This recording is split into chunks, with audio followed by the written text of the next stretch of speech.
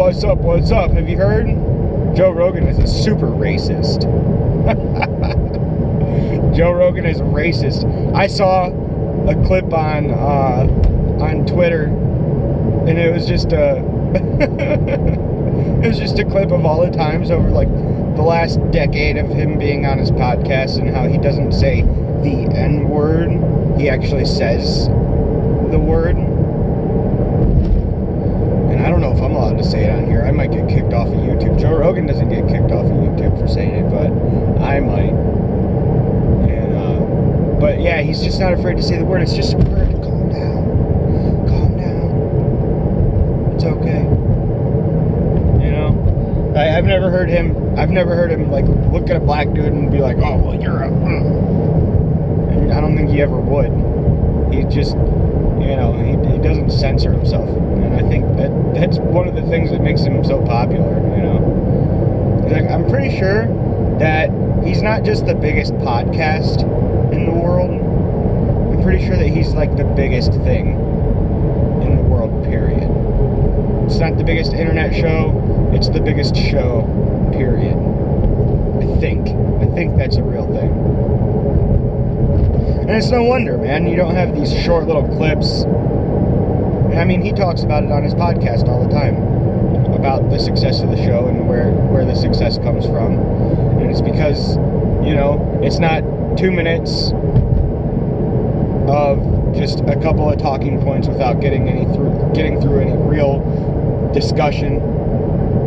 It's not a panel of 5 people trying to yell and scream over each other. Dude, and when he was talking about it to Bill Maher just like last week or whatever, when Bill Maher was on, and Bill Maher just sounded desperate to get Joe on his show, and he was like offended when Joe was like, I don't really like, he's like, it's such a fundamental criticism. Like, yeah, that's right, Billy boy, we don't like your show. Joe Rogan is better. The format's better. Get off of HBO. You know? Joe Rogan is the real time. You know? The conversation is happening in real time. It's not edited. No. Well, I don't. Real time with Bill Maher, is it? It's heavily edited, isn't it? I don't think you have commercial breaks on HBO, but they definitely edit that show. I'm pretty sure they have like segments, and it's not just free flow. I was gonna say Joe Rogan's show's not edited, but I mean, do you count it as editing if you're just switching camera angles? Because that definitely happens. But you don't skip any time. You don't do any of that stuff. It's just like a 3 hours straight through. And you can't say no cuts because they're cutting to different camera angles. But basically, no cuts. There's no time cut. And it's interesting. And he's right about people having longer attention spans. Like when I'm at work, I'm in the truck for 12 hours. And I can listen to a 3-hour conversation. It's not hard. It's easy. You know, and if it starts to get boring, I'll turn it off. Whatever. Maybe I'll go back to it. It saves where you were at. You know, if you gotta pause it, or if you want to listen to something else and come back to it later, maybe.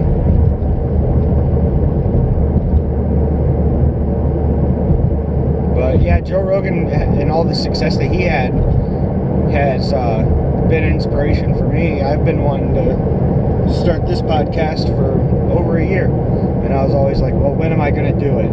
You know, when am I going to have time to sit down and record? And I'd like to do interviews. I was thinking about sitting down with just people that I know, people from my family, and then maybe meeting some people and interviewing them. Not even interviewing them, but just having a conversation with them on video. You know, like Joe Rogan did with all of his friends in the beginning, and then it turned into a giant thing. I think that would be cool. But who could I interview? Who could I sit down and talk to that would be interesting, that people would watch? Who also I have access to, you know? It's like, oh yeah, great, you know, I'll get an interview with Obama. Like, okay, I doubt it. Nobody even knows who I am yet, you know. But somebody that I could actually reach, and that would be interesting. And I thought about things that I actually am curious about too, so that it wouldn't seem like I was like reaching for questions to ask them. Stuff that I'm actually interested in, like sitting down with managers of a company, business owners, entrepreneurs. And then one of the ideas that I've had several times is finding a homeless guy, because I have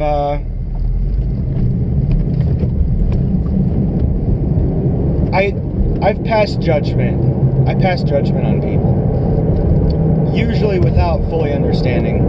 Well, don't we always? Without fully understanding.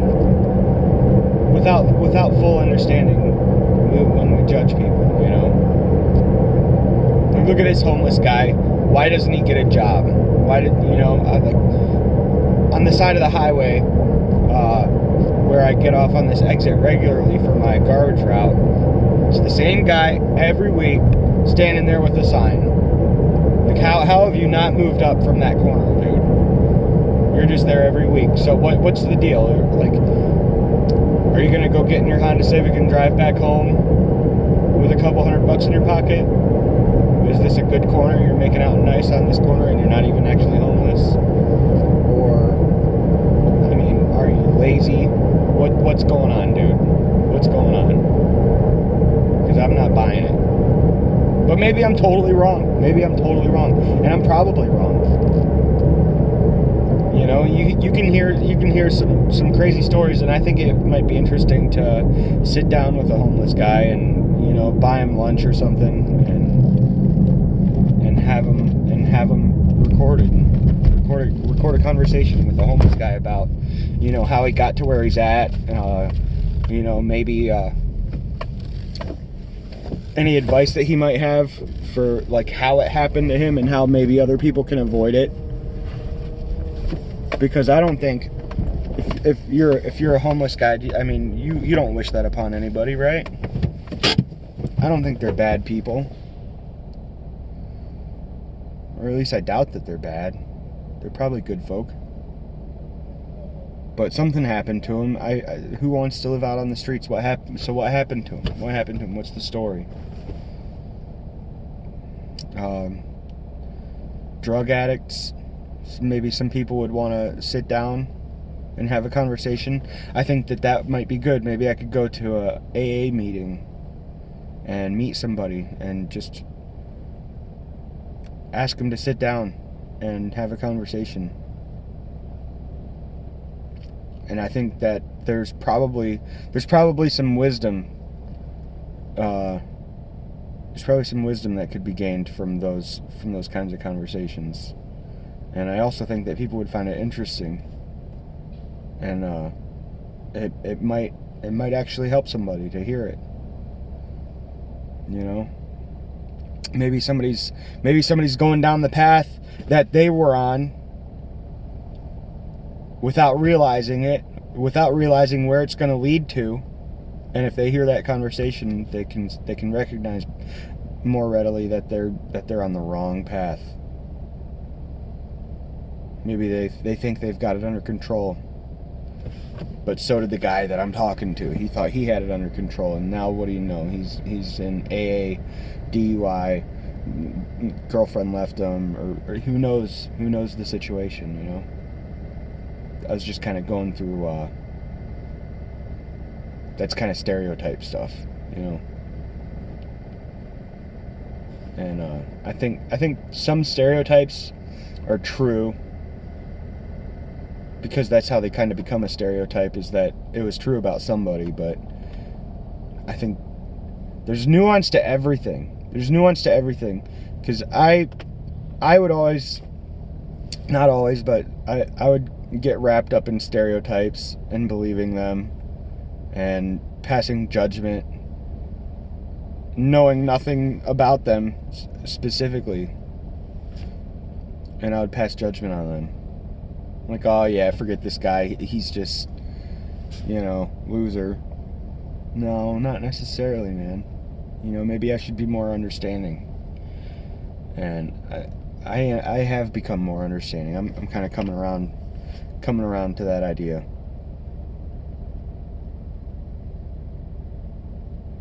So I think that's a good idea. I'm going to try to find people who might want to sit down, and I don't know how I'm going to record it, but I think I would really like to do that. I think it would be cool, and it might even be beneficial for a lot of people, and it would be something that could get me out there, because I like talking to people. I really like talking to people, and I don't know what this thing is going to become, but I'm just trying to have ideas, and I'd like to really talk to not people who have just found themselves on the wrong path, but people who have found themselves on the right path, to show that contrast, and also so that I can learn from those successful people. I've had some success, just because I'm making decent money, but I'm not happy with my job. I think I've got a lot of other stuff figured out. I've got the personal finance. I think I've got a strong grasp of that.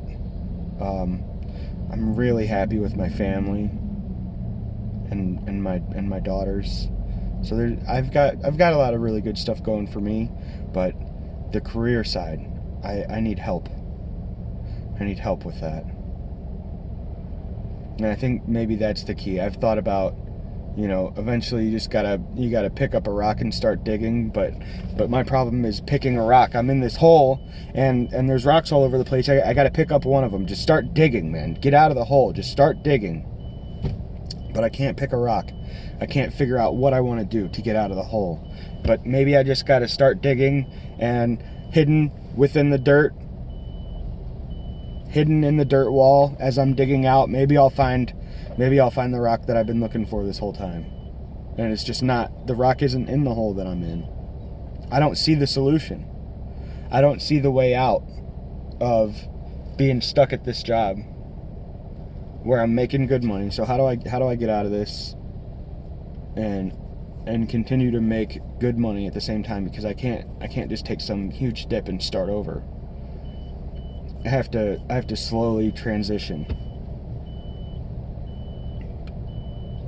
So I just have to start digging. I have to pick up any rock that I can. And so that's kind of what I did with this podcast, I don't know where it's going to lead, but I think talking to people is the solution to a lot of problems. And I think it's the solution to my problem about getting out of the garbage truck. Yeah. Well, I'm about to run out of time. I'm going to go ahead and upload this. Be sure to subscribe. I'm gonna try to bring out maybe one of those interviews in the next couple of weeks. I want to ask somebody if they'll get on here with me. I think it would be cool to find a homeless guy and just buy him some lunch and talk to him about what's going on with him. Maybe, I don't know, but time to go to work. Gonna jump in the garbage truck. And then check me out. I'm on Twitter too, but I haven't really put too much on there yet. But that's at MKnightCommuter on Twitter, and I'm gonna start putting some more stuff on there too. I'll talk to you guys.